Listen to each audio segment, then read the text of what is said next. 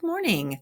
I hope you guys enjoyed those riddles. The riddles last time really are a great review for you. They give you a lot of vocabulary that help you to sort of prepare for what types of questions might be on an assessment later on. But today we're going to move on and talk about one of the most famous people in the whole world. And you'll get to him in a minute. I think you've probably already heard of him. But listen to these vocabulary words that you will hear throughout the reading today.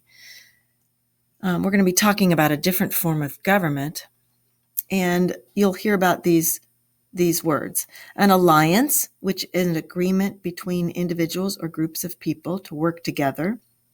Barbarians, people who were considered by others to be very rough or improper. Compromise, to make an agreement where all groups involved give up something they want in order to end an argument. Crude, simple or unpolished, uncivilized people. Feud, a fight or argument between individuals or groups of people that lasts for a long time. Negotiate, to have a discussion in order to reach an agreement. Sophisticated, developed, civilized, complex.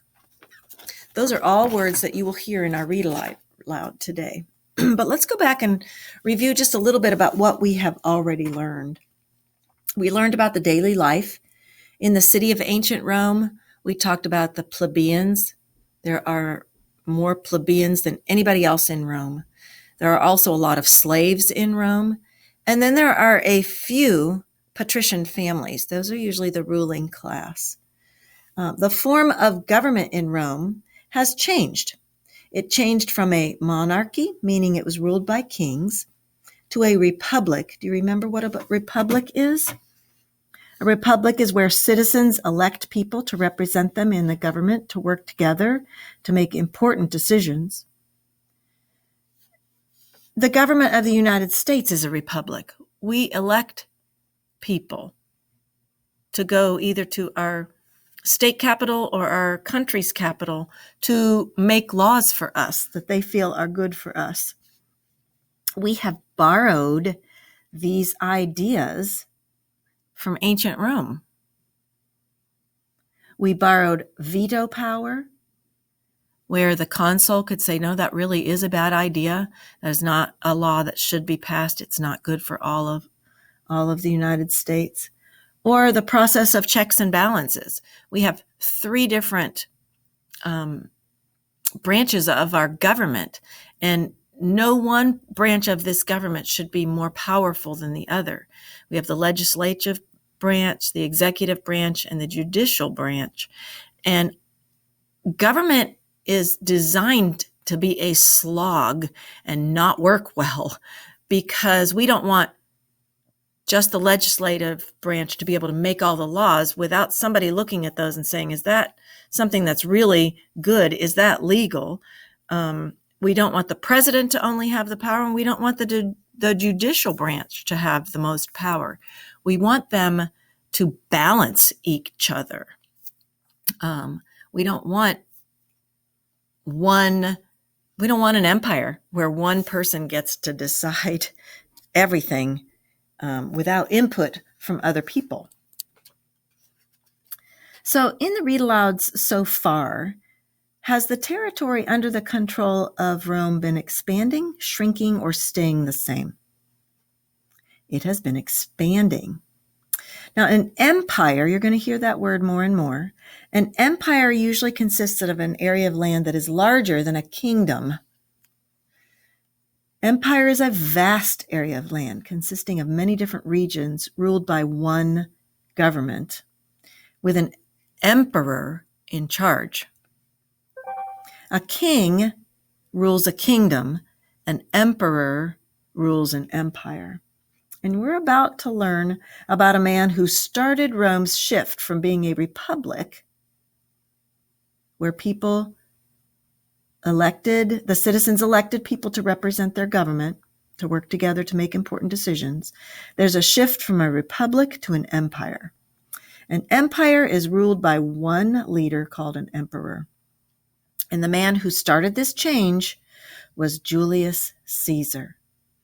You maybe have already heard of Julius Caesar. There are many books written about him. He's an amazing person. Not always somebody that you'd want to have as your ruler or as your friend or as your neighbor, but amazing man. Educated, intelligent, driven, huge ideas, outward thinking, but a little scary, harsh, demanding. Let's read about him. And you make up your mind what you think about Julius Caesar. You'll hear the name Julius Caesar or just Caesar throughout your whole life. You may have already heard his name many times. Julius Caesar is one of the most famous Romans who ever lived. His full name was Gaius Julius Caesar, and he was born in 100 BC. That was when the Roman Republic was a little more than 400 years old. Do you remember BC means before Christ? So this was before he was born, 100 years before Jesus. His ancestors belonged to one of Rome's oldest patrician families, the Julii. Julius Caesar was a Roman consul. That's a big deal. He was a skilled general who won many battles and greatly expanded Rome's territory. We know a lot about him because stories about his life and accomplishments have been written and also passed down orally throughout history. In fact, while he was alive, Julius Caesar wrote some stories himself about his own life. Julius Caesar had many impressive accomplishments. Ooh, you know what? That actually sounds like that might be a really great topic sentence to use when we write about Julius Caesar.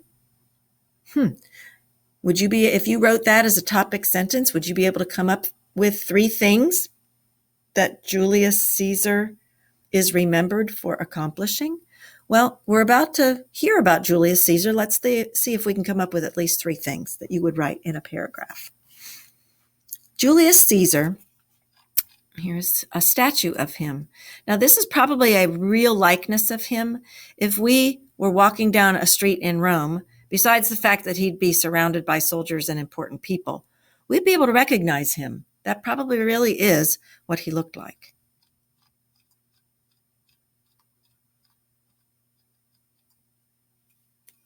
Julius Caesar became a soldier at a young age. Originally, he was nominated to become a priest of Jupiter, which was a very powerful religious position in Rome. However, a family feud erupted between his family and another important patrician family. And as a result, Julius Caesar left Rome and joined the army instead. Remember, Jupiter's role was as a god. Do you remember what it was? Like the Greek god Zeus, Jupiter was believed to be the king of all the Roman gods and goddesses. So being a priest of the god who was in charge of everything is a really big position. We would consider that a really big political position today. It was a gigantic religious position, maybe like the Pope religious position. Julius Caesar was a fine soldier, and he soon became well known throughout the army.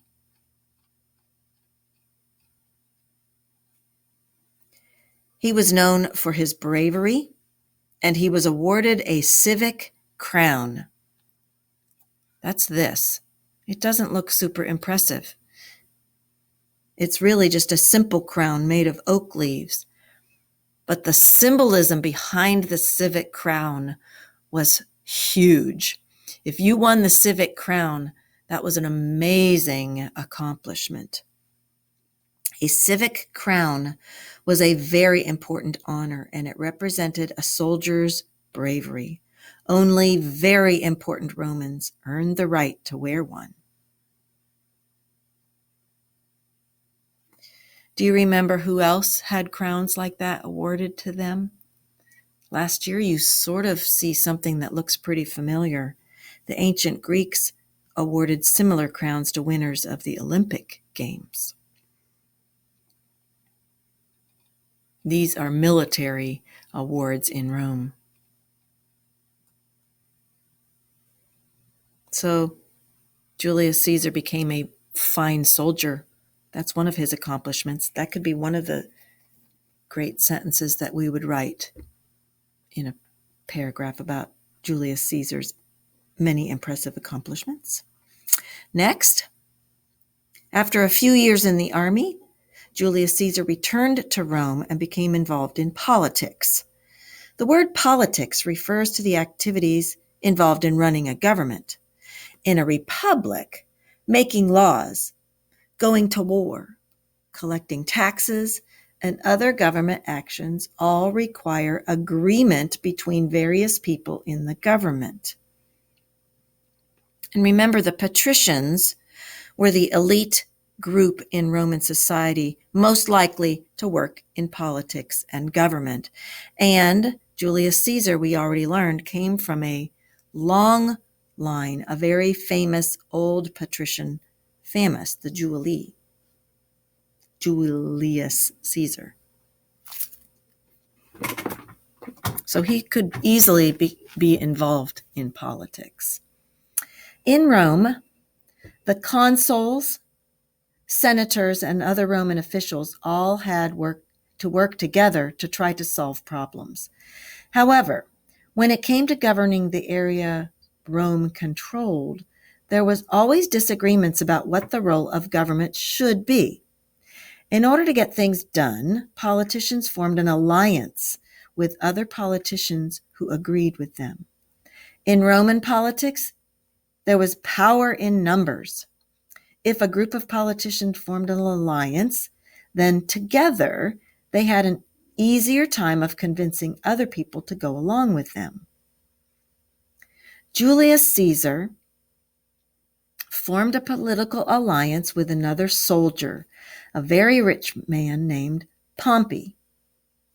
Together, they set out to gain the things they wanted, such as land and power. Julius Caesar was elected to a number of special political offices, even though he had as many enemies as he had friends. He worked his way up the political ladder until he finally became one of two consuls at the top of the government. Do you think that it means that Julius Caesar literally climbed a ladder? No, that is figurative language. That means somebody can start at the bottom in a lowly position, but through hard work and clever ways can often move to higher, more powerful positions. Remember, consuls had a great deal of power. To keep some of that power under control, the two consuls worked together with a process of checks and balances. They could not take any action until both consuls agreed. If one consul wanted a new law to be passed and the other consul did not like the law, then the two of them would have to negotiate and compromise to make whatever changes were necessary in order to come to an agreement. There was a consul would have to say something that meant "I forbid" as part of the checks and balance process if one disagreed with the other. Do you remember what that word was?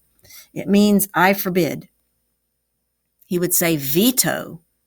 That checks and balance process has been put into the government of the United States as veto power.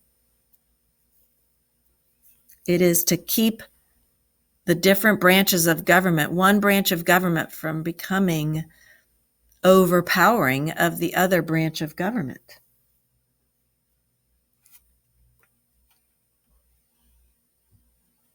Consuls served for just 1 year.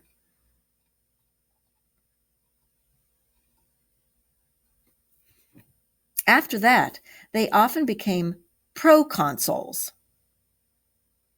Proconsuls were often governors of provinces, the lands beyond Italy that the Roman army had conquered. So proconsuls often went from after learning all the ins and outs of the government of Rome, they would then go out into these territories that are far away from Rome and that the Roman army had conquered, and they would become governors in those areas. They would become Roman government far away from Rome. The red areas on this map show Roman territory about the time of Julius Caesar's birth in 100 BC, shortly after the end of the Punic Wars. So at the end of the Punic Wars, this is the territory that Rome was in charge of. It was still big, but it was not as big as some of these other areas. It wasn't this tiny Rome. It wasn't just Italy. It was a lot of land after the Punic Wars.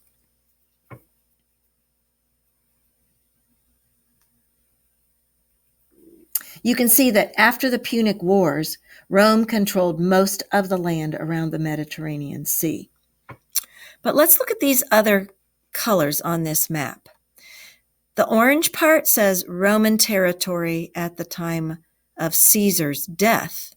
Look at this, orange, orange,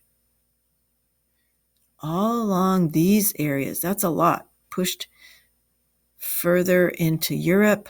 Look at all that. This is France. This part right here, this is France. This part here is Spain, and that was territory that the Punic Wars had conquered. So France and Spain are part of this Roman territory for a long time. But look at all this yellow part. What in the world is this yellow part? This is Roman territory in its greatest extent. Even after Caesar's death, Rome expanded. And you'll learn more about what Caesar did to conquer these lands, and then how Rome continued to expand even after Caesar's death.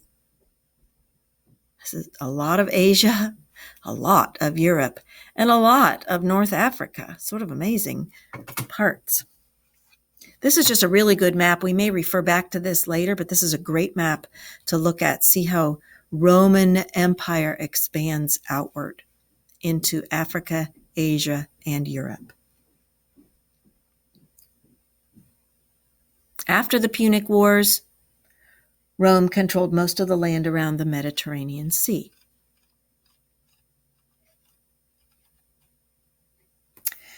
After his term as consul, which was after he had worked his way up through the government, he was consul for 1 year. Julius Caesar became proconsul, which is a governor of a number of provinces to the north and east of Italy. Julius Caesar was in charge of Rome's northern frontier. As proconsul, he had a number of Roman legions at his command. Legions are groups of 1,000 soldiers, I think. They are at least a lot of Roman soldiers. He decided that his job was to use his armies to expand Roman territory to the north. In these northern provinces, the Romans built roads, towns, and temples.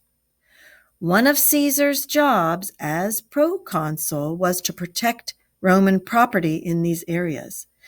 Julius Caesar decided it would be a good idea if he went out and conquered these lands for Rome.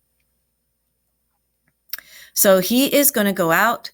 He is governor of these areas where Rome has already built roads, and they will build more roads. They've already built towns, and they will build more towns, and they've already built temples. His job is to expand Rome's control over these areas. The only problem was that the areas he wanted to conquer were full of what were considered to be, by some, barbarians. That is what many Romans called some of the people who didn't speak Latin and had a different culture than theirs. The Romans did not consider these people to be an advanced society because they did not have roads, aqueducts, massive marble arenas, or temples. The Romans considered these people to be uncultured.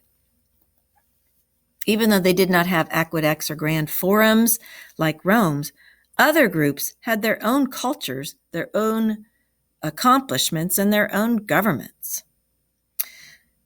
To some, unaccustomed to the sights and sounds of the vibrant city of Rome and to all of Roman civilization had to offer, the homes and lifestyles of those outside the city of Rome may have seemed crude or unpolished.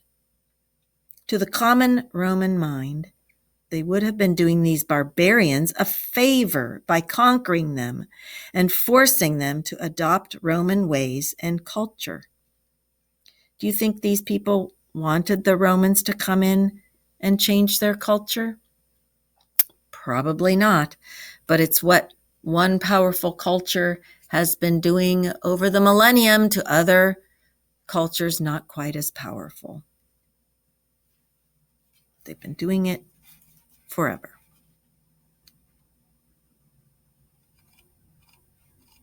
And the Romans would have thought that they were doing them a favor to conquer them and force them to be Roman. The people to the north of Rome that the Romans considered barbarians could basically be put into two categories: the Gulls and the Germanic tribes. The Gauls lived in the area of present-day France, and the Germanic tribes were spread across a large area of Central and Northern Europe. Got to look back at this map. Gauls are what we would call the French today. This is France. It's the land of the Gauls. The Germanic tribes were really all of this area. And we have a country that is called Germany, which in this area really right here, which enclosed a lot, but not all of the areas of these Germanic tribes. The Germanic tribes really covered a larger area and broken into really the language groups that they had. The Gauls had one type of language, and the Germanic tribes had another group of languages. Germanic, Gauls, Germany, France. We'll need to remember those. The Gauls lived in the area of present-day France, and the Germanic tribes were spread across a large area of Central and Northern Europe.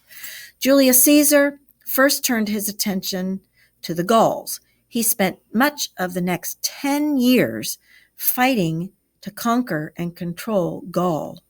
But it seemed there was always another Gallic or Germanic tribe ready to rise up and fight Roman expansion. There were many Gallic tribes, each following its own king or chieftain and its own set of laws and customs. The Gauls' way of life was more sophisticated than the Romans expected. The Gallic tribes often traded and cooperated with each other, and many civilizations, all the way to the Far East, the Near East and the Far East, they traded, they cooperated with each other, they had their own money system, they had their own religious system, and their own traditional stories, songs, and dances. So they had their own culture, their own civilization. It just wasn't the same as the Roman civilization, and the Romans considered them to be barbarians. The Gauls were excellent ironworkers and blacksmiths. They made impressive weapons and armor. More important, the Gauls were brave warriors. So here they are. These French men, we would call them Frenchmen today, the areas where France is, the Gauls. They were brave warriors, and they were wonderful craftsmen. They made better weapons than a lot of the Roman weapons. They knew how to fight well, and sometimes outnumbered the Romans in some areas that the Romans wanted to conquer. At the time when Julius Caesar was given the province of Gaul as a proconsul, he needed money to make things happen and to become further recognized. He also needed to show that he was not someone to be pushed around by his enemies. He looked at Gaul as a wonderful opportunity, a massive land area and people to conquer. He hoped that because they all answered to their own chieftains, the Gauls would be easy to divide and conquer.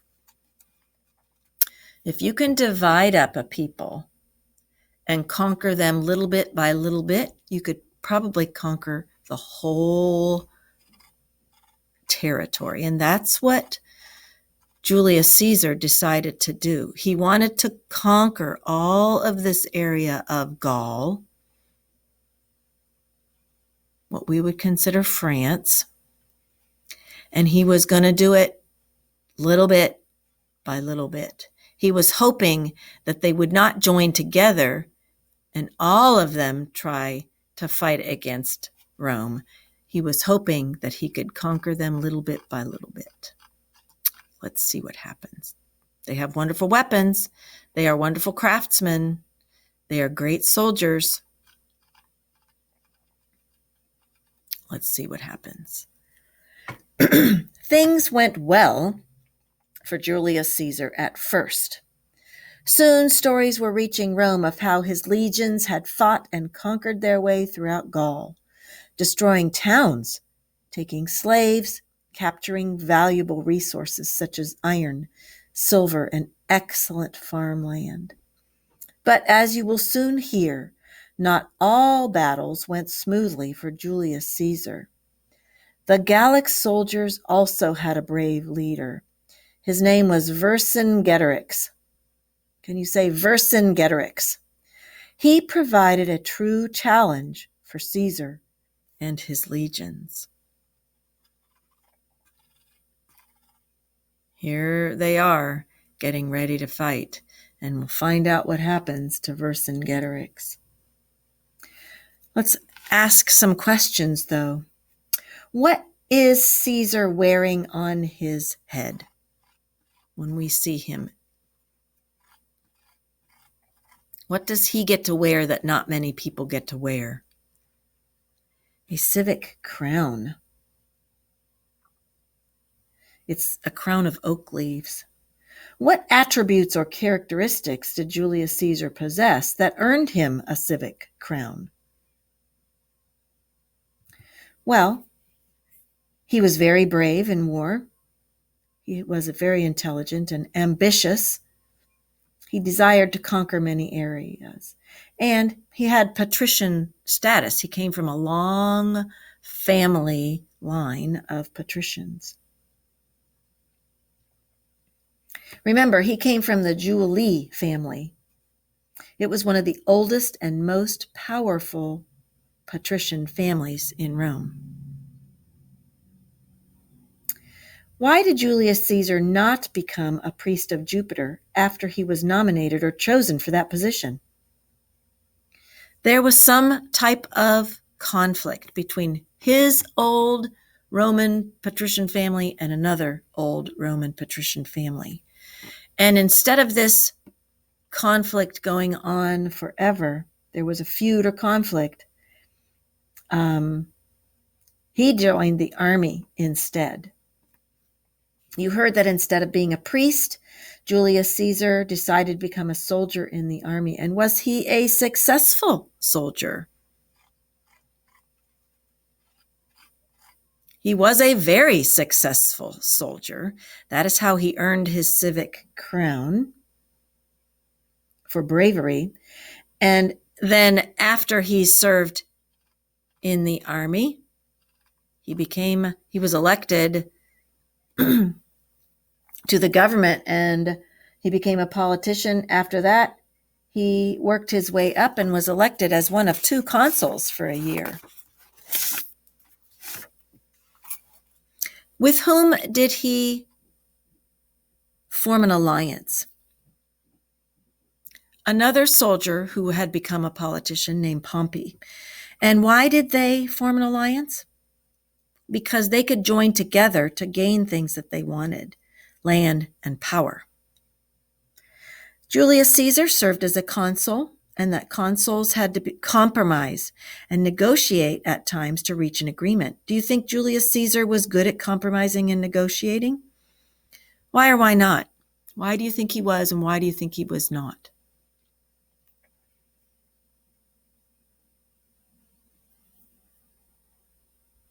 Well, one of the reasons I think he probably was is that after he was this consul for a year, he was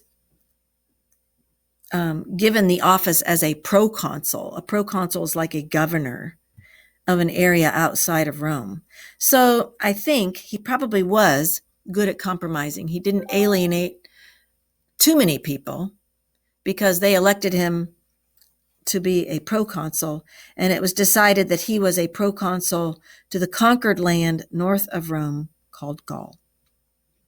What did many Romans think of the people living in north called Gulls? They considered the Gauls and also the Germanic tribes to be barbarians.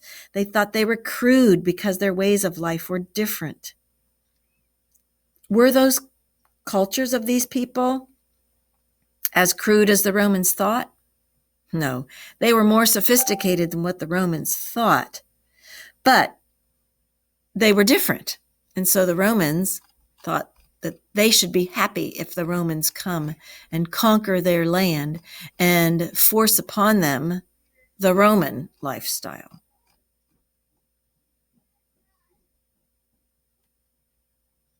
Do you think so far that Julius Caesar is a good leader? And why or why not? And would you be able to write a paragraph about the many accomplishments of Julius Caesar? We haven't listed all of them yet, but do you think you could? Think about 3 different accomplishments that you could put in your paragraph. I think so.